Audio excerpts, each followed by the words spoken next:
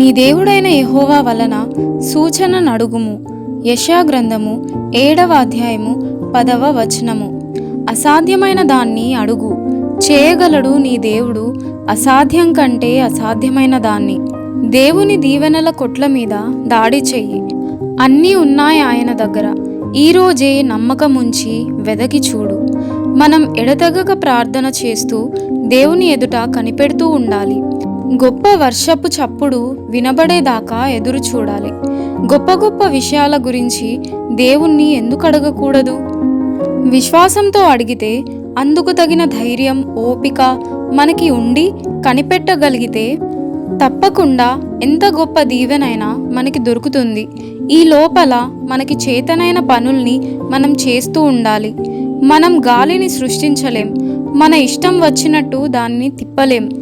కానీ అది వచ్చినప్పుడు దాని ద్వారా లాభం పొందడానికి మన తెరచాపల్ని ఎత్తగలం కదా. విద్యుత్ శక్తిని మనం తయారు చేయలేం, కానీ అది ప్రవహిస్తున్న తీగని అమర్చి దాని చేత పని చేయించవచ్చు. అలానే పరిశుద్ధాత్మను మనం శాసించలేం, కానీ మనల్ని మనం దేవుని సమక్షంలో నిలబెట్టుకొని ఆయన ఇష్టప్రకారం పనులు చేయడం ద్వారా ఆయన ఆత్మావేశంలోకి రాగలం కదా. గడిచిపోయిన కాలంలో జరిగినట్టు ఇప్పుడు కూడా అద్భుతాలు ఎందుకు జరగవు? ఏలియా ఎవరికి ప్రార్థించాడో ఆ దేవుడు ఇప్పుడు లేడా? ఉన్నాడు, కానీ ఏలియా వంటి వాడు తనను పిలవాలని ఆయన ఎదురు చూస్తున్నాడు. క్రొత్త నిబంధన కాలంలోనేమి పాత నిబంధన కాలంలోనేమి బ్రతికి అద్భుతాలు చేసిన పరిశుద్ధులు మనకంటే అతీతులు, అసమానులు కాదు, మనలాంటి వారే.